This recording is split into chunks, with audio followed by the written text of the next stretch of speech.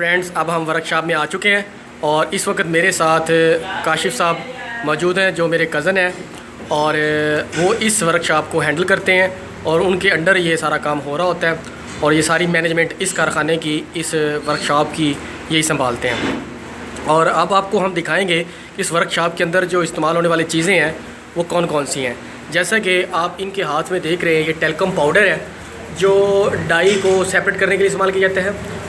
और ये जैसे आप देख रहे हैं कि ये सिलिकॉन जो नीचे पड़ा हुआ है ये डाई है, इसके ऊपर इस तरह से जैसे वो छिड़क रहे हैं, छिड़क देते हैं ताकि ये जज़ब ना हो। और इसके ऊपर ये कोप जो है वो रखा जाता है। ये कोप यानी कि मोल्डिंग का ऊपर वाला मोल्डिंग बॉक्स का ऊपर वाला हिस्सा जो होता है वो कोप कहलाता है। ये कोप के ऊपर रख के डाई को उसके साइज़ के मुताबिक काट लेते हैं। ये सिलिकॉन की बनी होती है डाई और ये मार्केट में इजीली अवेलेबल है। तो इसके बाद इसके साइज़ के मुताबिक काटने के बाद इसको ड्रैग के अंदर रखा जाता है। और ड्रैग ये एक प्याला नुमा होता है, इसके अंदर भी पहले टेल्कम पाउडर छिड़कते हैं। थोड़ा सा पहले इसके अंदर छिड़का हुआ था, इसके अंदर इसको रख दिया है।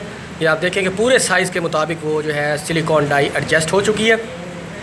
अब जो पैटर्न होता है हमारे पास, जिसको हम बनाना चाह रहे हैं, जो डिज़ाइन हम निकालना चाह रहे होते हैं, उसके मुताबिक पीस को सेटिंग करेंगे और उसके जो पीस पैटर्न के होते हैं उनको अकेला अकेला कर लेते खोल दिया जाता है। ये जो इसके सेंटर के अंदर रखा जाता है, ये हर एक डाई के अंदर एडजस्ट किया जाता है, क्योंकि इसी से हम जंक्शंस देते हैं ताकि जो पिघला हुआ सिक्का जो है, लेड जो है, वो चारों तरफ फैल सके।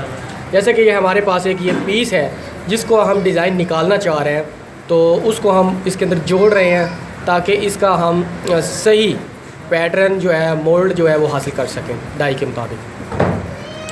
ये जैसा कि आप देख रहे हैं कि ये कुछ पीसीस इसके अंदर जुड़ गए हैं। गौर करें तो ये इसके अंदर बिल्कुल तरतीब के साथ जंक्शन, ये जो आप देख रहे हैं सेंटर के अंदर लगा हुआ, यहाँ से इसको जंक्शंस दिए जाते हैं, तो उसके मुताबिक इसको जोड़ा जाता है ताकि जब पिघला हुआ सिक्का डाई के ऊपर अंडेला जाए तो इनके अंदर बराबर बराबर और आराम के साथ, बहाव के साथ, अच्छे बहाव के साथ इसके अंदर एडजस्ट हो जाए और फिर हमें अच्छा मोल्ड कैविटी हासिल हो सके। तो ये सारी चीज़ें हमें पहले डाई के अंदर ही एडजस्ट करनी पड़ती हैं। अब इसके अंदर वो तमाम पीसीस जो हमने पैटर्न के रखने थे वो जोड़ लिए हैं। अब इसके बाद हम इस डाई को इस तरह से एडजस्ट करेंगे कि इसके ऊपर बोल्ट लगा के जब हम इसको मशीन के ऊपर रखेंगे जहाँ पर हम इसके अंदर पिघला हुआ सिक्का डालते हैं, ताकि इसको जल्दी से खोला भी जा सके और बंद भी किया जा सके और किसी तरह का इसके अंदर पोजीशंस की तब्दीली ना हो सके। तो इसके लिए हमें ये बोल्ट्स भी साथ डाई के अंदर लगाने पड़ते हैं और ताकि इनकी एडजस्टमेंट जो है, जिसको बैठना कहते हैं, वो भी आसान हो सके और बार बार उसकी पोजीशन तब्दील ना हो। ये दूसरे हिस्से को जो अपर वाला हिस्सा होता है उसको हम लगाएंगे। इसको भी डाई के साइज़ के मुताबिक यूँ काट लिया जाता है ताकि एक्स्ट्रा मटेरियल जो है वो उतर जाए और जो प्याला है ये वाला, इसके ऊपर कोई किसी किस्म की खराबी पैदा ना हो। अब ये हिस्सा इसके ऊपर जो है ये लगा दिया गया।